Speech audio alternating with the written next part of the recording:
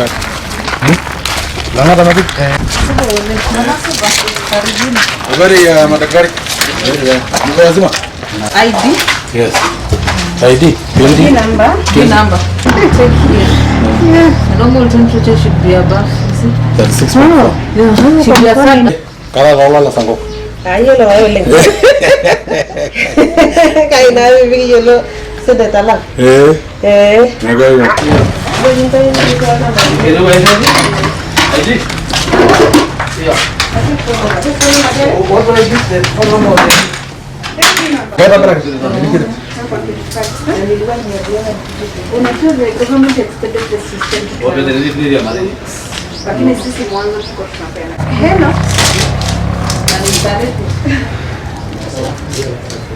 Oh, nakwenda hukwera ukio theswo. Okay, kana ukera ukio sile. Wanasema wanakuja hapa Sawa. ayo ndio training ndio bali. Ujana shughuli? Yes, ongeza tu. For 2 days.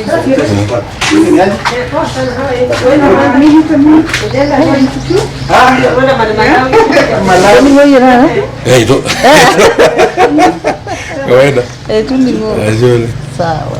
It's not bleeding, so it's fine. Any barama hiyo ndio side effects. Kama hiyo.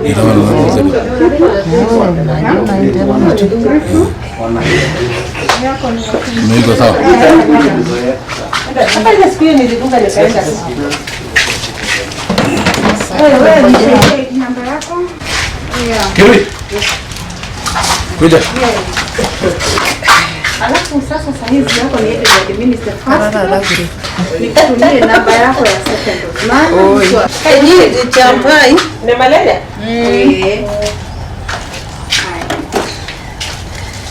sawa.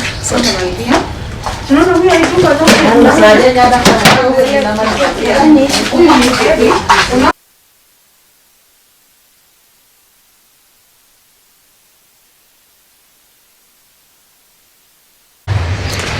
Sawa, tutakuja tutajaza wakati huo. Acha nitatafuta hiyo pocha nikutumie nikufuadie kwa WhatsApp. Mimi bado nafikiri ukishapatiana una hand over. Kada sio wakati. I've just gotten my second dose of AstraZeneca vaccine against COVID-19. And for us to be able to open up our country and open up the whole world, I urge all Kenyan citizens, including all the occupants of this planet called Earth, for us to be able to go for our full dose of AstraZeneca so that we can revert back to our normal ways of doing business, so that our economy will not fall down. Discard the myths that are going around in social media about the possibility of AstraZeneca having a lot of side effects. This is my second dose. I did not have any side effect, and I know those who will have side effects are just normal side effect of any vaccination, whereby the body will have to react by creating antibodies. And in the process of creating antibodies against COVID-19, you are bound to experience some little heat, that is an increase in temperatures, and general malaise, a little bit of weakness. And those are normal occurrence even when you take your child to a vaccination center. I've had people inquiring about this vaccine, what is the composition, and I've seen them taking Panadol, and they have never inquired the molecular formula of Panadol. I've seen people taking their children to vaccination centers. They have never inquired deeply on the composition of vaccine against tuberculosis, BCG, vaccine against polio, and other vaccination that our children have been taking care of. Does it mean that we hate our kids that much, that for us we have to have a lot of media and social media myths about a vaccine that is targeting the adults? We have really to be reasonable and only be get proper medical advice on the importance and also on the side effect that we may experience in COVID-19. If it is possible, cut any link of any social media that is advising you on COVID-19. If anybody must advise you on COVID-19, let them give you their certificates, what they studied. Because if you are a mechanic, you cannot advise me about COVID-19. Tumeona watu wengi ambao hata wengine ni vichwa ngumu kama bibi a lot, walishinda wazazi, wakashinda walimu shuleni, wakapata E kwa sababu hakuna F.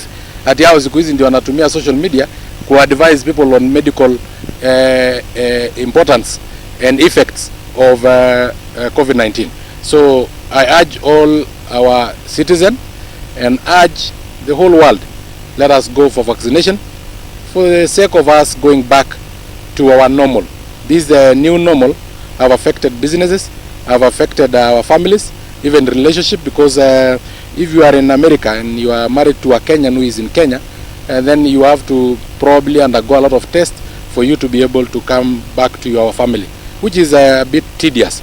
I have gone to Uganda recently, and when I was coming back, a group of us, we were supposed to be tested.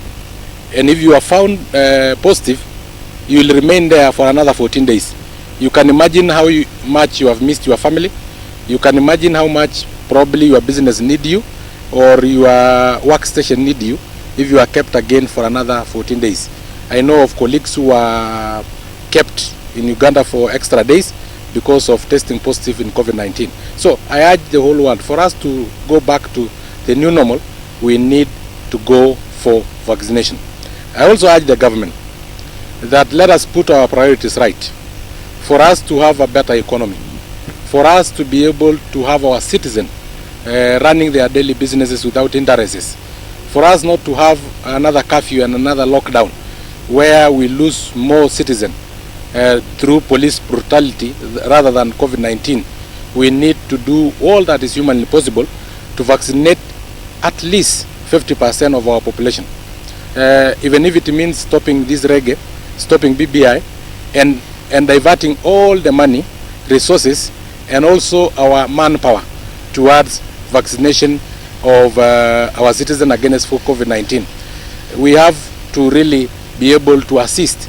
In human resource, we have to employ more doctors, more nurses, and more healthcare workers so that we can be able to vaccinate at a higher pace than what we have done. We are barely even 1 million out of 50 million. So you can imagine that one we have been running for around 2 months or 3 months. Now you can imagine for you to vaccinate 20 million, you need 4 months times 20, because you have only been able to vaccinate only 1 million in 4 months. So at this pace, it is so slow. It is too slow for a country like Kenya, which is believed to be the center of economic power in East and Central Africa.